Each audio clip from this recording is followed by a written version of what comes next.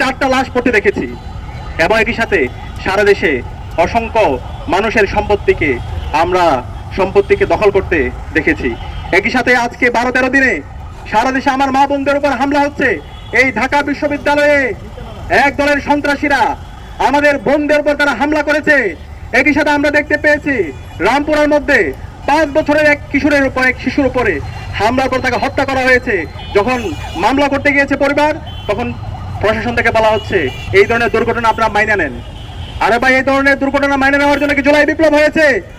এত রক্তের মাধ্যমে যদি আমরা সেই ফেসিবাদী বয়ান শুনতে হয়, তাহলে আমরা ছাত্র সমাজ বেঁচে থাকতে আমরা এই ধরনের ফেসিবাদ বাংলাদেশে কায়েম হতে দেব না।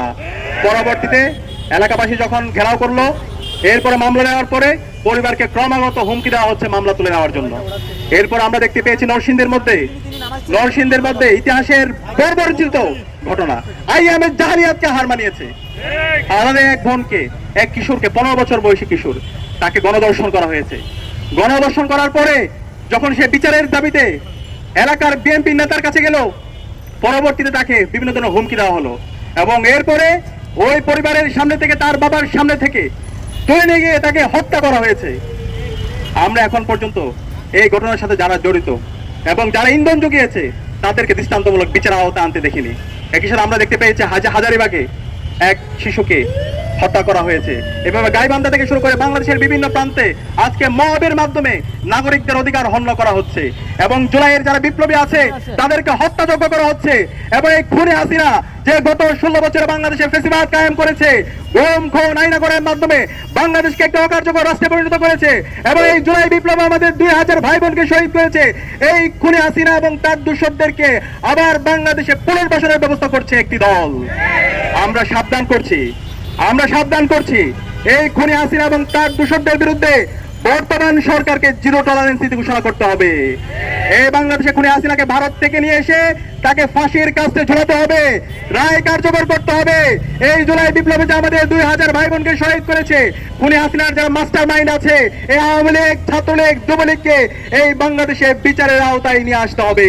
তাদের আর কোনো অফিস খুললে এই বাংলাদেশের ছাত্র জনতা প্রতিরোধ গড়ে তুলবে। এই বাংলাদেশে আওয়ামী লীগ কোনো রাজনৈতিক দল না, আওয়ামী লীগ হচ্ছে সন্ত্রাসী সংগঠন। এই আওয়ামী লীগ দেশের স্বাধীনতার সার্বভৌমত্বের জন্য হুমকি। সুতরাং এই আওয়ামী লীগকে এবং খুনি হাসিনার দোসরদেরকে এই বাংলাদেশে বিচারের আওতায় নিয়ে আসতে হবে এবং সারা দেশব্যাপী যে ধর্ষণ হচ্ছে, যে সন্ত্রাস হচ্ছে, যে মাফিয়া তন্ত্র হচ্ছে, এই সন্ত্রাসীদেরকে দ্রুত সময়ের মধ্যে অ্যারেস্ট করে তাদেরকে বিচারের আওতায় নিয়ে আসতে হবে। একই সাথে আমরা দেখতে পেয়েছি ঢাকা বিশ্ববিদ্যালয়ের শিক্ষার্থীর উপর এবং সাংবাদিকদের উপর এই সহরতী উদ্যানে পুলিশ হামলা করেছে। আমরা এই ধরনের পুলিশি রাষ্ট্র দেখতে চাই না, যে পুলিশ আমার সাংবাদিকদের উপর হামলা করে, আমার ভাইয়ের উপর হামলা করে, আমার বোনের উপর হামলা করে।